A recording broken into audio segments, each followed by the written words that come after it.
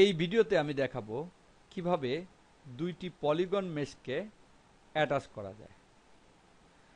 আমি এখানে একটা স্পেয়ার তৈরি করব এবং সেটাকে এই পলিগনের সঙ্গে অ্যাটাচ করব।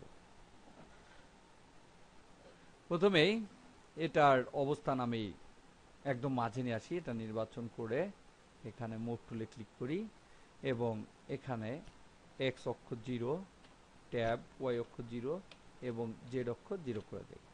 একদম সেন্টারে নিয়ে আসলাম। এবার গ্রাফ টুল থেকে এখান থেকে টগল কমান্ড প্যানেল এই বাটনটির উপর ক্লিক করি। এখানে দেখতে পাচ্ছি ক্রিয়েট প্যানেলটি চলে আসছে, ক্রিয়েটের উপর ক্লিক করি এবং এখান থেকে স্পেয়ার এই বাটনটির উপর ক্লিক করি। স্পেয়ারটা আঁকার জন্য আমি স্ন্যাপসটাকে নিয়ে আসি, এর জন্য এর উপর ক্লিক করি। দেখতে পাচ্ছি এখানে মাউস মিলে এখন স্ন্যাপ হচ্ছে। আমি এটাকে একটু বড় করি, এর উপর মাউস মিলে দেখতে পাচ্ছি স্ন্যাপ হচ্ছে। এর উপর রাইট ক্লিক করি, দেখি শুধুমাত্র ভার্টেক্স নির্বাচন করা রয়েছে কিনা, কারণ এখানে আমি শুধু ভার্টেক্স স্ন্যাপটাই চাচ্ছি। ক্রস করে দেই, ভার্টেক্সটা রয়েছে। এবার এখানে আমি একটা স্পেয়ার তৈরি করব। এখানে ক্লিক করি, দেখতে পাচ্ছি একটা ভার্টেক্স তৈরি হলো।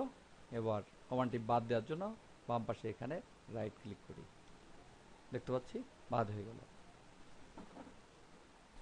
এবার এটাকে একটু জুম ইন করি, দেখতে পাচ্ছি এখানে এই লাইনগুলোর সঙ্গে এই লাইনগুলো মিলে যায়নি।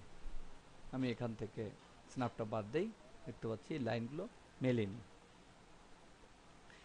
কারণ এর সেগমেন্ট এবং এর সেগমেন্ট এক নয়। এই জন্য এর সেগমেন্ট পরিবর্তন করতে হবে। আমি যখন এই সিলিন্ডারটা নিয়েছিলাম এর সেগমেন্ট ছিল 36, এই জন্য মডিফাই প্যানেলে যাই, সেগমেন্টসে এখানে 36 করে দেই, এন্টার। দেখতে পাচ্ছি এখন এই সেগমেন্টের সঙ্গে এই সেগমেন্ট মিলে গিয়েছে, প্রত্যেকটা এখান থেকে মিলে গিয়েছে। এবার এখান থেকে এটাকে একটু উপরের দিকে নেই, দেখতে পাচ্ছি এভাবে সেগমেন্টগুলো যেখানে নিচ্ছি না কেন সেগমেন্টগুলো মিলে যাচ্ছে এবং এখানে দেখতে পাচ্ছি এগুলো মিশে গিয়েছে।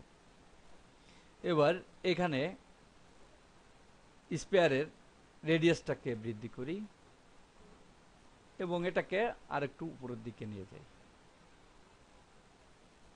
এভাবে বসাই। দেখতে পাচ্ছি এর মাঝে একটা গ্যাপ তৈরি হচ্ছে, অর্থাৎ এখন দুইটা আলাদা জায়গায় অবস্থান করছে। এখন আমি এই দুইটা অবজেক্টকে অ্যাটাচ করব। অ্যাটাচ করার জন্য প্রথমেই মডিফাই প্যানেলে যাই, এই পলিগনটা নির্বাচন করি এবং ডান পাশে এখানে এডিট প্যানেলে এখান থেকে অ্যাটাচটা নির্বাচন করতে হবে। দেখতে পাচ্ছি এখানে অ্যাটাচ রয়েছে, এর উপর ক্লিক করি এবং যার সঙ্গে অ্যাটাচ করব, অর্থাৎ আমি এখানে স্পেয়ারের সঙ্গে অ্যাটাচ করব, এর উপর ক্লিক করি। দেখতে পাচ্ছি দুইটা অ্যাটাচ হয়ে গিয়েছে। কমান্ডটাকে বাদ দেওয়ার জন্য রাইট ক্লিক করি, কমান্ডটা বাদ হলো। এখন এই দুইটা মিলে একটা অবজেক্ট হয়ে গিয়েছে। আমি এখান থেকে মুভ করে দেখাই, দেখতে পাচ্ছি দুইটা একসঙ্গে মুভ হচ্ছে, অর্থাৎ দুইটা মিলে একটা হয়ে গিয়েছে। দেখতে পাচ্ছি একটা হয়ে গিয়েছে।